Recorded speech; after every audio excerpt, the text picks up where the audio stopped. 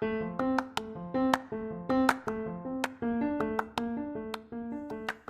you, welcome to Sacrilegious Discourse. I'm husband. I'm wife. And together we're reading the Bible.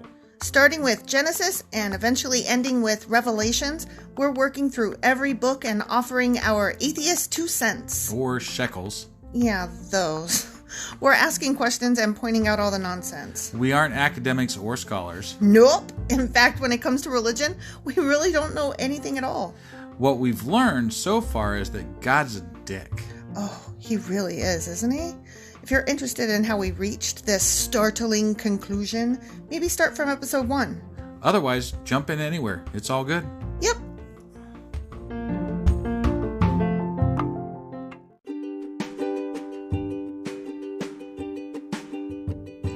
Hey wife, we just got a new sponsor. It's Anchor. They must think we're doing something right because they picked us back up. That's amazing. Want to hear something even more amazing? Yeah?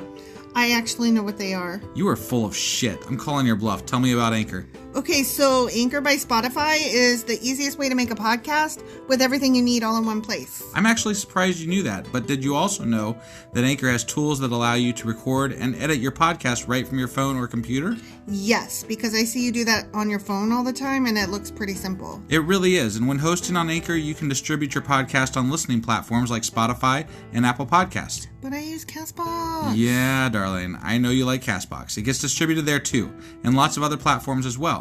And how much are we paying for this awesome service? Absolutely nothing. Coolio! So then we should tell people to download the Anchor app or go to anchor.fm to get started? Yep, do it now.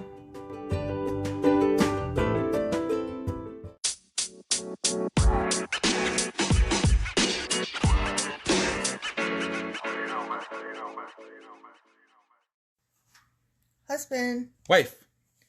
Do you remember what happened last time? No. I know we're in Leviticus, and I know that we were taught, like, I know the time before last, Aaron... No, just stop. Aaron, yeah. Just stop. Okay, I'm stopping. What we talked about last time was the animals that you can eat, whether they have an even number of cloven hooves. Oh, and that's right. whether they chew the cud. And we accidentally went past, and we did like a whole episode without breaks. Because then it went right into women and childbirth. Yeah. And how women are unclean. For 7 days with guys, Yeah. if they have a male baby, and 14 days for women, or, female baby. Yeah. Because women are disgusting. Apparently. Yeah. And... But all you need is two partridges in a pear tree, oh my God, or something like that. You're irritating me already. We should probably set an apology ahead of time because I am so cranky at you right now. Like, I just want to punch you. But I'm in a good mood, so whatever. That's awesome for you. It is. Okay, well now I want to punch you even more. Whatever. Don't be in a good mood when I'm mad at you. I will be in whatever mood I want to be in. Oh my God, I swear. All right, so we are going to do Leviticus chapters 13 and 14. All right, before we move on, just remember to get onto our social media accounts. We've got Facebook, Twitter, Instagram, Pinterest, and of course our website. We'd love it if you We'd love it if you guys stop by there and purchase something. It's sacrilegiousdiscourse.com. And now we'll get on with Leviticus. You know what we don't have? What do we not have? We don't have Twitch. Yeah, I don't even know what the fuck a Twitch is. Well, I'm just saying. I can Twitch. No, oh my God. Just never mind. We should probably... I know what a Twitch is, but I don't know how to go about doing all that shit. You sound like a fucking boomer when you say, I know what a Twitch is. Well, I know what Twitch is. It's just, that's not how you say it. I know. But you sounded like a boomer. Do you do social media?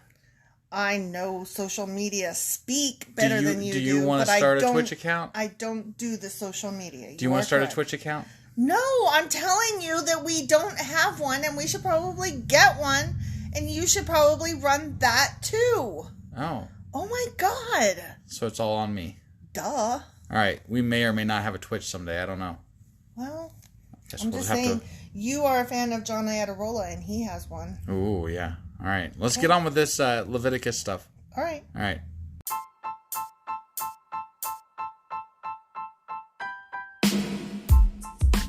Hey, wife. Yes, husband. Did you know that we are now on Patreon? Yes, because you told me, but also, no, tell me more.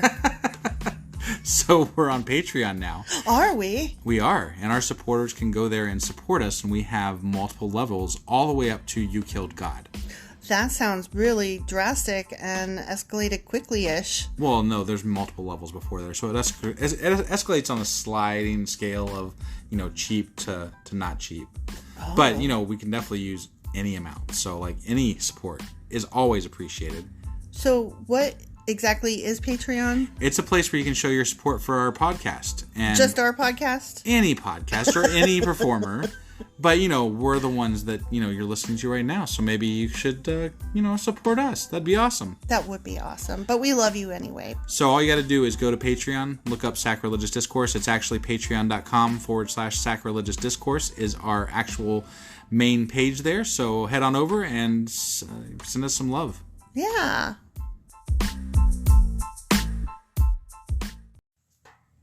Okay. Ready? I'm ready. Go. We're going. Oh, okay.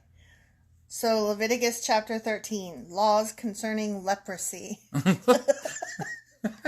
like how that comes right after childbirth. All those ailments. What is leprosy exactly? It's a skin. That's what I thought. Some sort of skin ailment or something. Ailment. Is it? I've never known anybody with leprosy.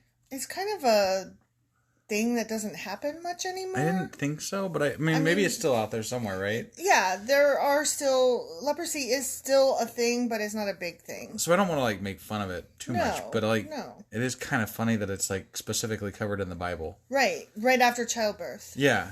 Yeah, Okay. All those problems that you have with those fucking women having babies, and then the people with the bad skin, and all those problems. Yeah. Whatever. All right. Well, let's see what they have to say. This is disenchanting. The Lord said to Moses and Aaron, if anyone has a swelling or a rash or discolored skin that might develop into a serious skin disease, that person must be brought to Aaron the priest or to one of his sons. The priest will examine the affected area of the skin. If the hair in the affected area has turned white and the problem appears to be more than skin deep, it is a serious skin disease, and the priest who examines it must pronounce the person ceremonially unclean. Oh, no. Yeah. Could you imagine, you're already suffering, right? Yeah. And then somebody's on top of your physical suffering, also, you're unclean, bitch. Right. Yeah. Let's take you to this priest who knows nothing about skin conditions and make sure that he, they can just, whatever. I'm really scared that, the follow-up to this is going to be, and you die.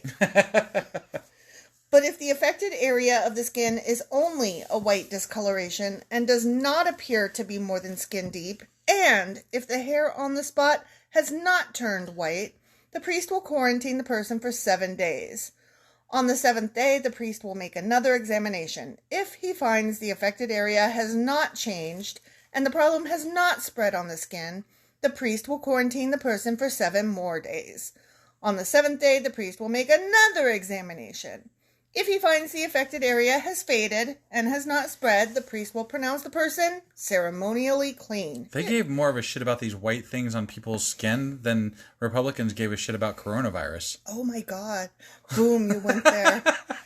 It was only a rash. It literally says that. Yeah. It was only a rash.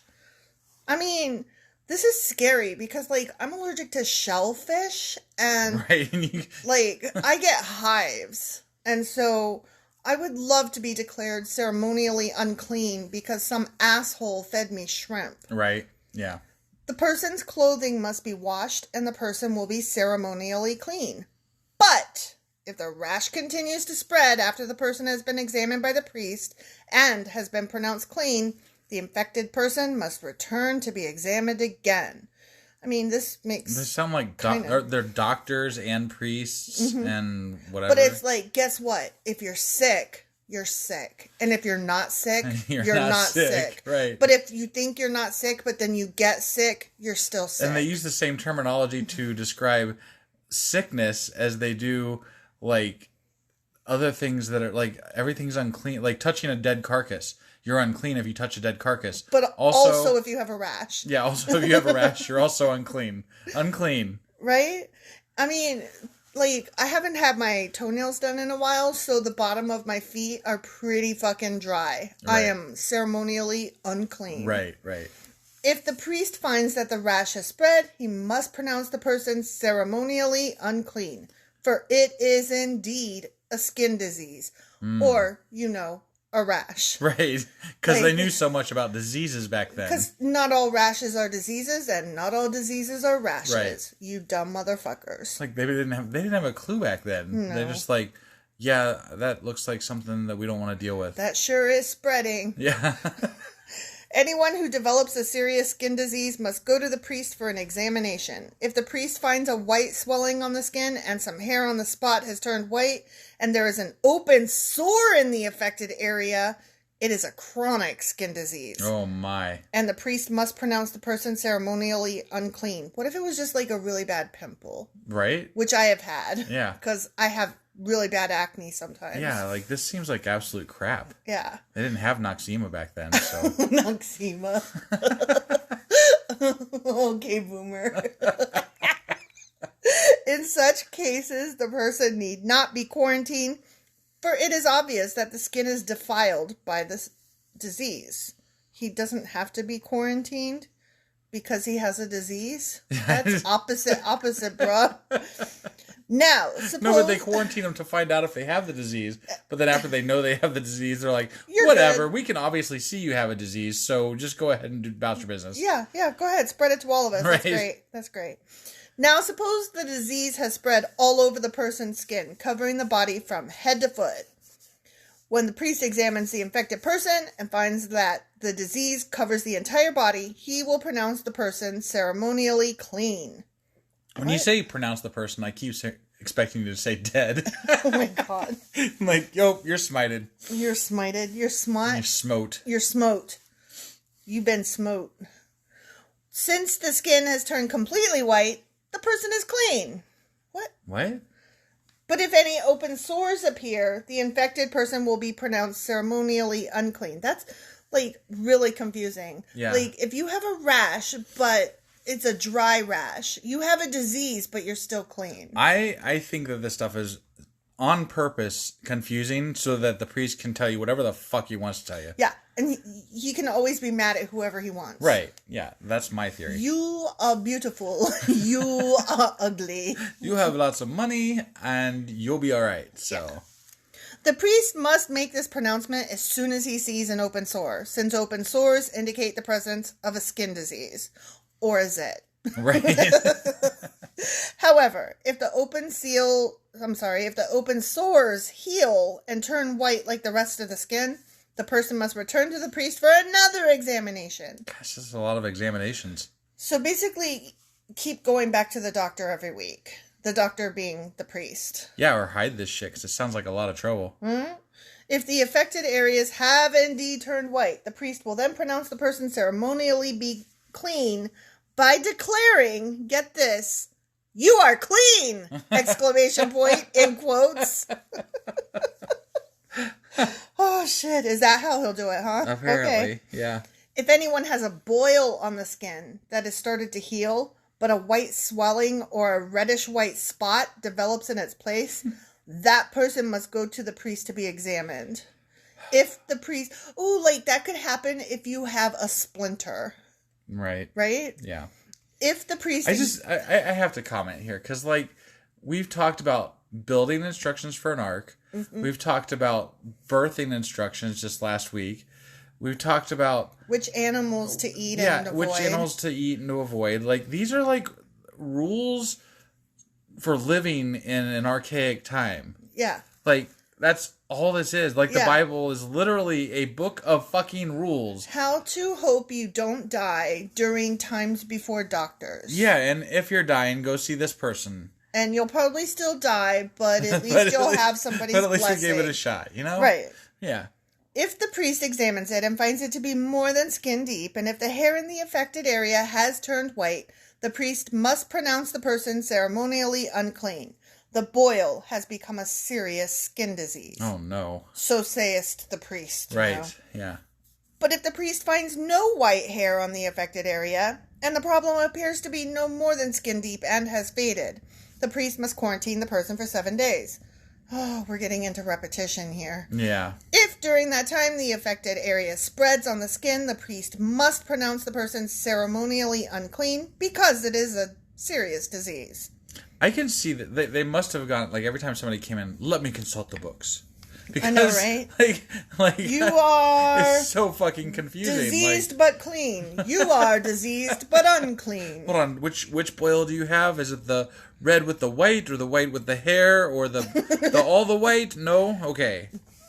But if the area grows no larger and does not spread, it is merely the scar from the boil, and the priest will pronounce the person ceremonially clean. Yay! Hooray for scars? Question mark? Sure. If anyone has suffered a burn on the skin and the burned area changes color, becoming either reddish white or shiny white, the priest must examine it. If he finds that the hair in the affected area has turned white and the problem appears to be more than skin deep, a skin disease has broken out in the burn.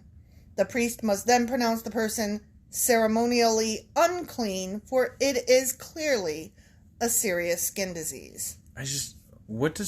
So ceremonially unclean means that you can't handle things in the tabernacle and stuff, right? Right. So, but like, other than that, were there any, they aren't saying that there's other rules to this, but like, I wonder what ceremonially unclean actually meant and like logistically. It reminds me of in the movie Ghost, when Whoopi Goldberg turns to Demi Moore and says, "Girl, you gotta pray." But if the priest finds no white hair on the affected area and the problem appears to be no more than skin deep and has faded, the priest must quarantine the infected person for 7 days. On the 7th day, the priest must examine the person again.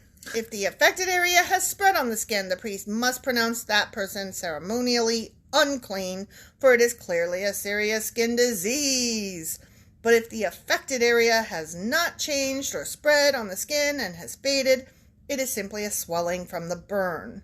The priest will then pronounce the person ceremonially clean, for it is only the scar from the burn. If anyone, either a man or woman, has a sore on the head or chin, so the chin's not your head. Right. Well, I mean, yeah. The priest must examine it. If he finds it is more than skin deep and has fine yellow hair on it, the priest... Yellow hair, huh? Yeah, yellow. The priest must pronounce the person ceremonially unclean. It is a scabby sore of the head or chin. Ooh.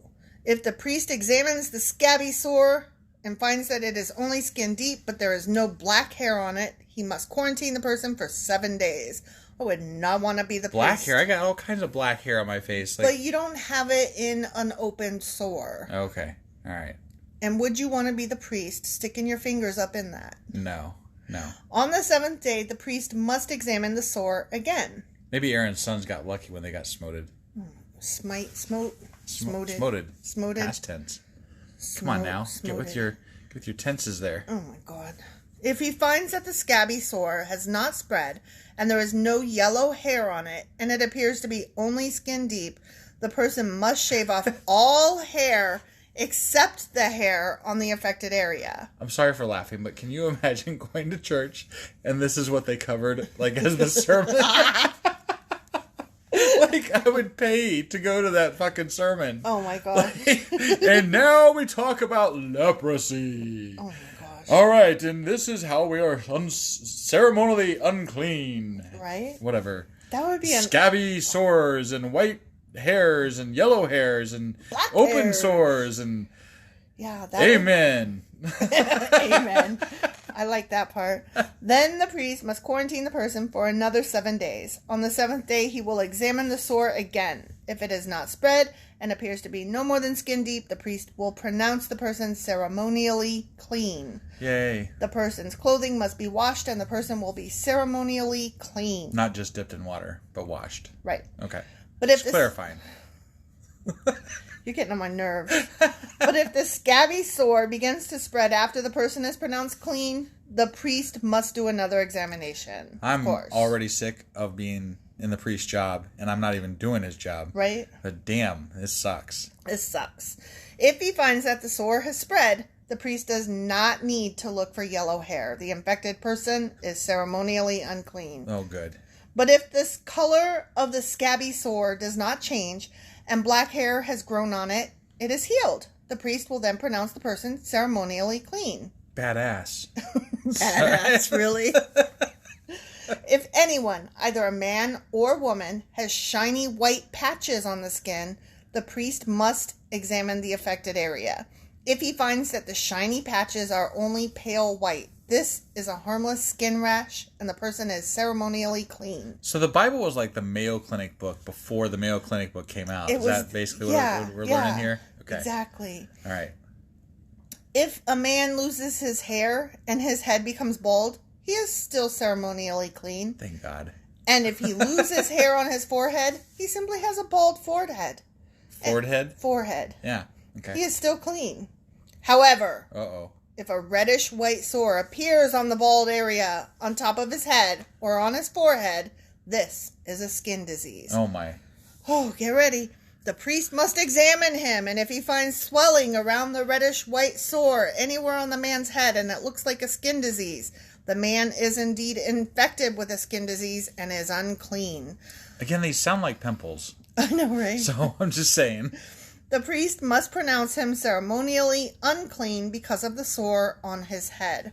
Those who suffer from a serious skin disease must tear their clothing and leave their hair uncombed. That'll do it. Tear their clothing? Tear it. What does tearing your clothing do for you? It'll show you. They must cover their mouth and call out, "Unclean! Unclean!" Seriously? Is that what it says? They must cover their mouth and call out, quote, "Unclean!" exclamation point. This is for bald people with red sores on the top of their head. Yeah. Okay. Because it wasn't like that for the other ones that had issues. So. But if you go bald and you get a pimple on your head and you don't cover your mouth and shout unclean, I'm going to be very disappointed. As long as the serious disease lasts, they will be ceremonially unclean. They must live in isolation in their place outside the camp. Oh, so you kind of get banished. Well, yeah, that's why there were leprosy camps. Well, no, I was asking earlier about, like, what are the... Yeah, no, I mean, I get that, but, like, this is the first time I've heard, like, what does being ceremonially unclean actually do to you other than not being able to touch the shit in the tabernacle and stuff, you know? Bye. Right? That's what. Yeah, peace out, bro. Now, suppose mildew contaminates some woolen or linen clothing, woolen or linen fabric, the hide of an animal, or anything made of leather. If the contaminated area in the clothing, the animal hide, the fabric, or the leather article has turned greenish or reddish, it is contaminated with mildew and must be shown to the priest. After examining the affected spot, the priest will put the article in quarantine for 7 days. They didn't have no bleach back then. Y'all need some Lysol up in here. You're taking a piece of clothing to the priest, and he's going to quarantine the clothing. Yeah. That's hilarious. Yeah.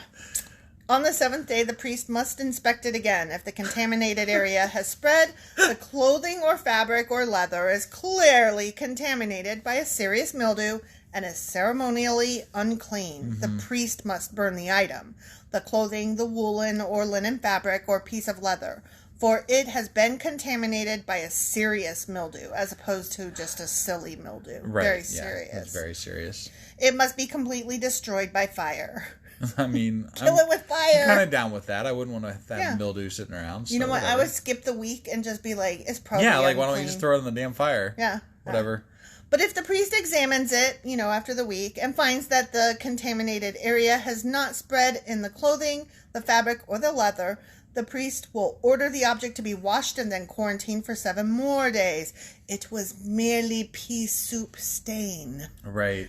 Then the priest must examine the object again. If he finds that the contaminated area has not changed color after being washed, even if it did not spread, the object is defiled. It must be completely burned up, whether the contaminated spot is on the inside or outside. So the next time I have a pimple, should I go to a church and just ask them, hey, could you guys inspect this for me? Is this leprosy? But if the priest examines it and finds that the contaminated area has faded after being washed, he must cut the spot from the clothing, the fabric, or the leather. If the spot later reappears on the clothing, the fabric, or the leather article, the mildew is clearly spreading. Clearly. And the contaminated object must be burned up. I just wouldn't take any chances back then. Yeah. I would just assume just get rid of that shit. Everything is dirty, everything is gross, right. It all must go. Yeah. But if the spot disappears from the clothing, the fabric, or the leather article after it has been washed, it must be washed again. Then it will be ceremonially clean. These are the instructions for dealing with mildew that contaminates woolen or linen, clothing or fabric, or anything made of leather. This is how the priest will determine whether these items are ceremonially clean or unclean. The end of that chapter. Okay. That was very exciting. That was... Leprosy and clothes, huh? Yeah. No, awesome. Leprosy and mildew. Leprosy and mildew, yeah. And burns and pimples. And that was all one section, right? That was all one section. My that gosh. was all chapter 13. I was just making sure we had that mistake last week. So Shut up! Oh my god! I'm gonna punch you. Yeah, you might. I will. Okay. Ow. I did. Yes, you did. Okay. All right, so now we're moving on to... Leviticus chapter 14. All right, we'll see you guys in a second. Yep.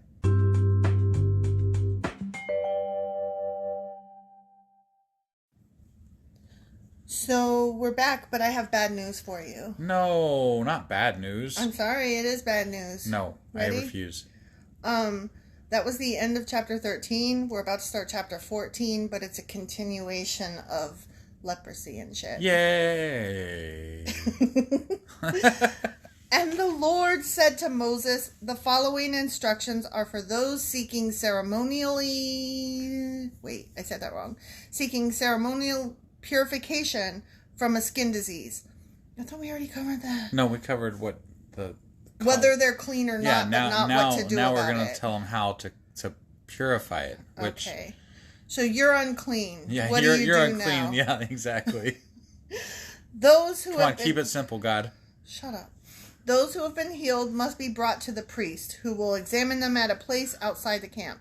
If the priest finds that someone has been healed of a serious skin disease, he will perform a purification ceremony using 2 live birds, 2 live crew, that are ceremonially clean, a stick of cedar. At first I thought that said a stick of cheddar, and I was like, whoa! Some scarlet yarn, and a hyssop branch. This sounds interesting. Definitely scarlet, though. Can't be like blue or purple. Right. That's right out. Yeah. The priest will... What is hyssop? I don't know. Hyssop. It's a hyssop branch, so I guess it's a type of wood. It's probably a type of tree or wood, tree, huh? Okay. The priest will order that 1 bird be slaughtered over a clay pot filled with fresh water. He will take the live bird, the cedar stick, the scarlet yarn, and the hyssop branch, and dip them into the blood of the bird that was slaughtered over the fresh water. That's so cruel. You're taking the other bird and dipping it in its friend's blood, like... Its friend. I mean, Hello, little bird. Go take a bath. They probably had them in a cage together, and then they're like, oh my god, that's my buddy. Oh my god. And I don't... Do birds work that way? I don't know. Well, I know penguins mourn losses and stuff like that. They do? Yeah. I didn't know that. Yeah. I knew elephants mourned loss. No, penguins do too. They cry? Mm-hmm. I mean, they don't cry, but they... They lament? Yeah. I didn't know that. Are you making that up? I'm not. I feel like you're making that up. I don't think I am. I'm pretty sure I'm not. Oh, so you might be. I mean, there's a small chance, but I think I'm right on that. Well, I know that elephants mourn. Moreover, they do cry. So there. Also, Canadian geese mate with one bird their whole life. Well, they're gross and I hate them, so I don't really fucking care. They also are very sad if their mate dies. Ugh, whatever. So. I'm glad if their sadness. How about that? I am quite the asshole. That is mean. I don't care because geese are mean. I still have a scar on my upper thigh where one bit me because they are mean asshole birds. I'm not denying the fact that they're mean, but it's still mean that you said that. Well, I don't wish sadness on them, but I'm not going to be sad for them. How about that? Okay. The priest will then sprinkle the blood of the dead bird 7 times, not 8, not 6, 7. On the person being purified of the skin disease. That should help with skin disease. Sure. Sprinkling blood on them. Absolutely. Yeah. That's what I always do. When the priest has purified the person, he will release the live bird in the open field to fly away. The persons being purified must then wash their clothes, shave off all their hair, and bathe themselves in water. Well, yeah, because having blood on you is also ceremonially unclean. Isn't that right? Tell women. I mean, what? Well, yeah, but they're ceremonially unclean for like a week or 2. I know. Or actually, maybe even like 30 plus days for that. Depending. Yeah. Think about if they had like endometriosis and stuff, and they were like always bleeding. Damn. Oh, suck to be them. Yes, it would. Well, men suck.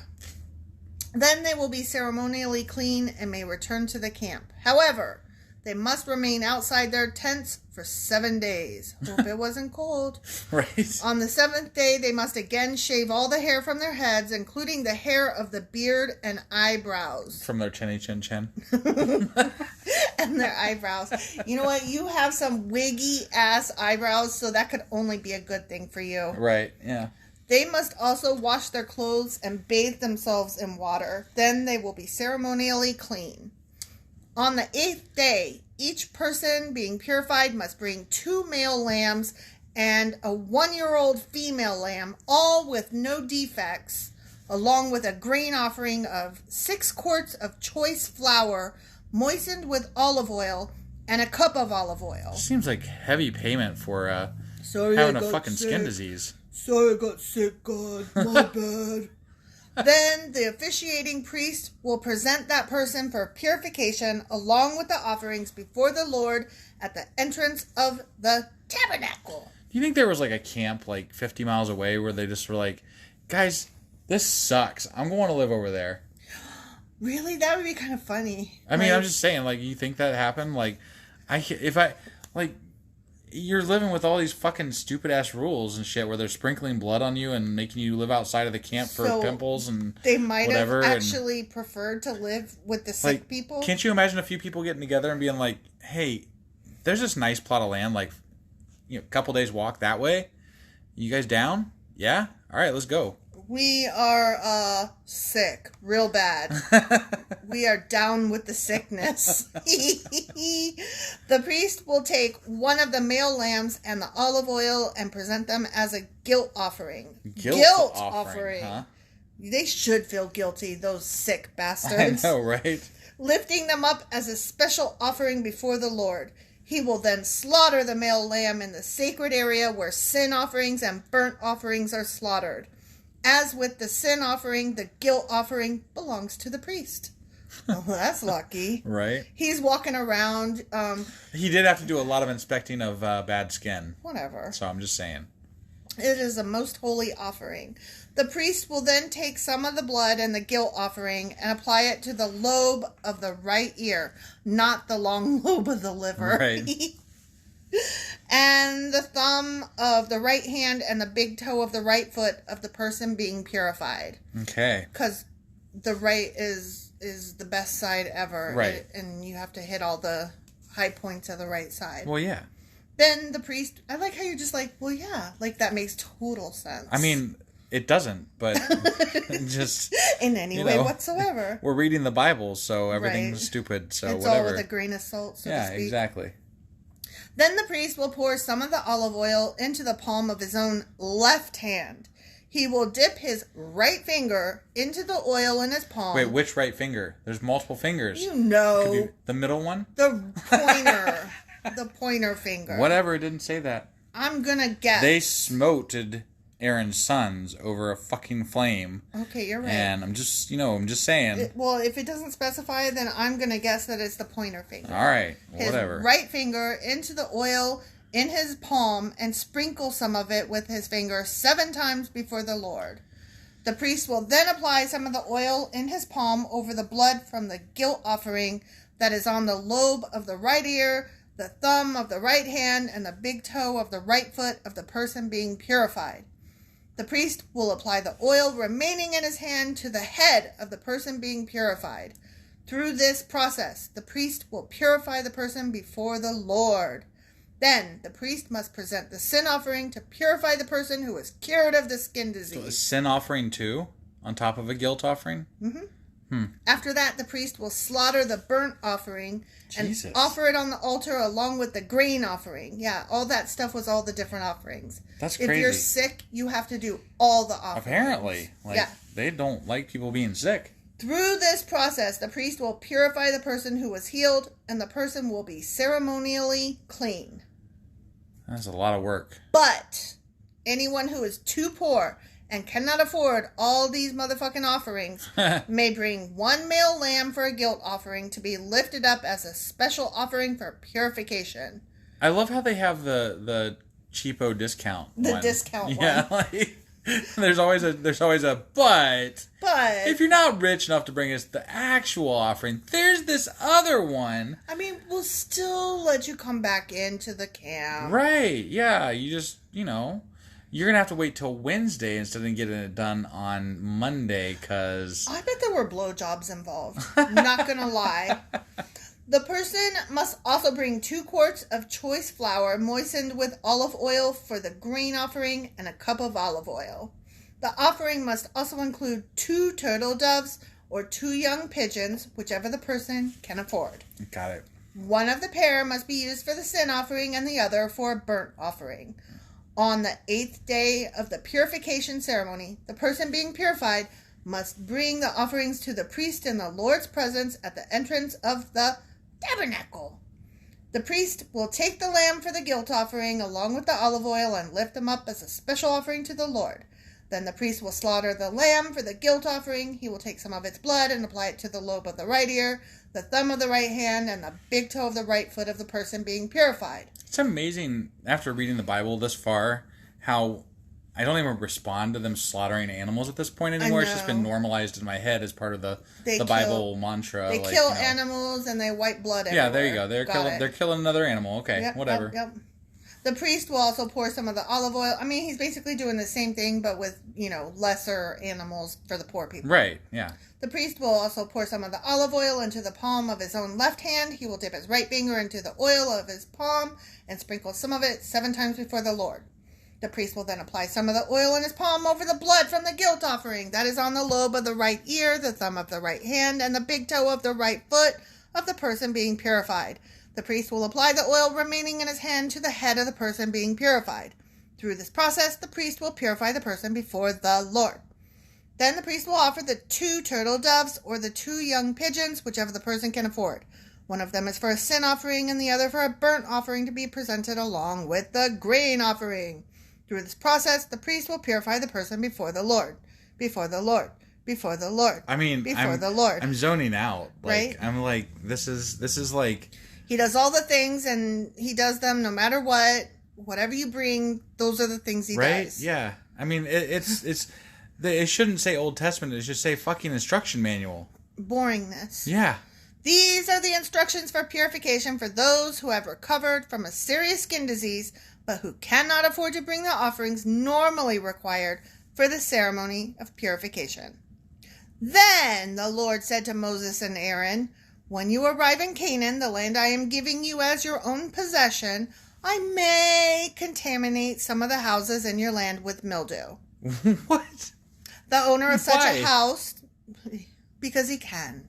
Okay. If you were God, wouldn't you infect some houses with mildew? No. Dumb. Nor would I. The owner of such a house must then go to the priest and say, "It appears that my house has some kind of mildew." Godly mildew, apparently. Before the priest goes in to inspect the house, he must have the house emptied, so nothing inside will be pronounced ceremonially unclean. But wait, it was already in there with the stuff. Mm-hmm. So what is moving it out? How does that make it ceremony? Blah, blah. You just get that shit out. Okay. Stop asking so many damn questions. I mean, No, you are going to hell. I am. I'm happy about it. Then the priest will go in and examine the mildew on the walls. It's What on if the it's on walls, the not on ceiling? the stuff. The ceiling is a wall. It's a wall across the top. All right. You were asking about why take the stuff out. The stuff is separate from the house itself. Right. Then the priest will go in and examine the mildew on the walls. If he finds greenish or reddish streaks and the contamination appears to go deeper than the wall surface, the priest will step outside the door and put the house in quarantine for 7 days. House, you're in quarantine. Bad house. God did this. Bad house. God did this. He's saying so, according to Moses. Yeah, I'm like, why would you do this? He works in mysterious ways. Are they going to give us an explanation as to why God did this? I don't think they will. I really don't think they will. Because it's really dumb. It is. On the 7th day, the priest must return for another inspection. If he finds that the mildew on the walls of the house has spread, the priest must order that the stones from those areas be removed. I bet they also have to do something like pay the fucking priest because of the mildew that God put there. Yep, I bet they do. I could be wrong, but I bet they do. The contaminated material will then be taken outside the town to an area designated as ceremonially unclean. This is the place where we put the rocks that have fucking mildew on them. It's like a Bible times dump. Dump before dump times. Next, the inside walls of the entire house must be scraped thoroughly and the scrapings dumped in the unclean place outside the town. If they only just had some fucking bleach or Lysol. Right. Other stones will be brought in to replace the ones that were removed, and the walls will be replastered. But if the mildew reappears after all the stones have been replaced and the house has been scraped and replastered, then God's a dick. The priest must... I mean, yeah, that goes without saying. The priest must return and inspect the house again. If he finds that the mildew has spread, the walls are clearly contaminated with a serious mildew, and the house is defiled. It must be torn down, and all its stones, timbers, and plaster must be carried out of town to the place designated as ceremonially unclean. Is this where, like, your pastor or preacher or whatever would be like, God works in mysterious ways, and he's going to put these obstacles in your way to teach you a lesson about humility or whatever the fuck it is. Yeah. Whatever. Yeah. That's a bunch of bullshit is what it is. Yeah, because you know what? Sometimes shit happens and it sucks. Yeah. And that's what it is. If somebody intentionally did this to me, I'd be like, fuck you, dude. Yeah. But remember, you're living in leprosy camp, so you don't have to worry about it. True. Those who enter the house during the period of quarantine will be ceremonially unclean until evening. Because that's when all mildew goes away. Right. Obviously. And all who sleep or eat in the house must wash their clothing. Sure. But if the priest returns for his inspection and finds that the mildew has not reappeared in the house after the fresh plastering, he will pronounce it clean because the mildew is clearly gone. Clearly. To purify the house, the priest must take 2 birds, a stick of cedar, some scarlet yarn, and a hyssop branch. He will slaughter one of the birds over a clay pot filled with fresh water. He will take... The same thing for the... What, okay. Yeah. He will take the cedar stick, the hyssop branch, the scarlet yarn, and the live bird and dip them into the blood of the slaughtered bird and into the fresh water. Then he will sprinkle the house 7 times, but not on the thumb because houses don't have thumbs. Right. When the priest has purified the house in exactly this way, he will release the live bird in the open fields outside the town. Through this process, the priest will purify the house and it will be ceremonially clean. These are the instructions for dealing with serious skin diseases, including scabby sores and mildew, whether on clothing or in a house, and a swelling on the skin, a rash, or discolored skin. I want somebody to post on my Facebook feed that they need somebody to, like, a reference on how to get rid of some mildew in their house. Well, let me tell you. This procedure will determine whether a person or object is ceremonially clean or unclean. These are the instructions regarding skin diseases and mildew. The end. we should really like do a Twitter search on like mildew. Oh my god! And just like find anybody that's trying to get like mildew out. Leviticus 14. It cures what ails.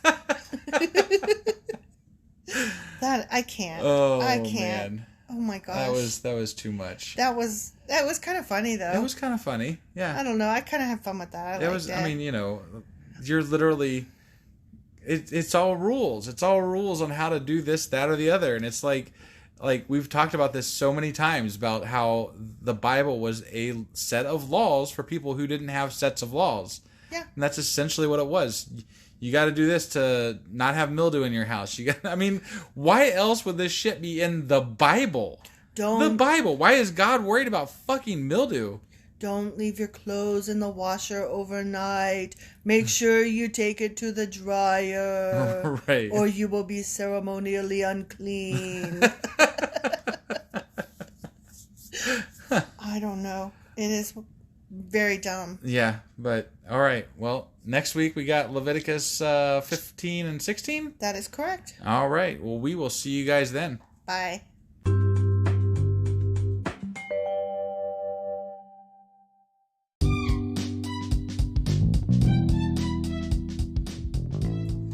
Husband. Wife? Can I say the things now? Yes. Okay. So you had a list of items that you wanted people to check out? Yeah, definitely. Make sure you check us out on Twitter. We are there under the handle sacrilegious_D. For D's nuts. Yeah, that's exactly where I'd have gone with that. Yep. We also would love to get emails from you because we love hate mail, fan mail, the whole 9 yards there. That email address is sacrilegiousdiscourse@gmail.com. And we are now on YouTube. And if you are listening to us on YouTube, you're going to be running a little bit behind what our schedule is for our podcast because you're going to be hearing stuff from 2 months before if you are caught up. You're in the past. You're in the past. So you should join us on our podcasting apps that are available. So like you can catch us on Apple Podcasts, Google Podcasts, Spotify. I'm on Castbox. Yeah, my wife's special. She's on Castbox. I like Castbox. And then on any of the things that you're on, we always would love it if you would like and subscribe. That helps us out so much. So yeah, do those things. Do those things, and we will see you guys next week. Sure we will. It's on Thursdays. Yeah, that. Okay, bye.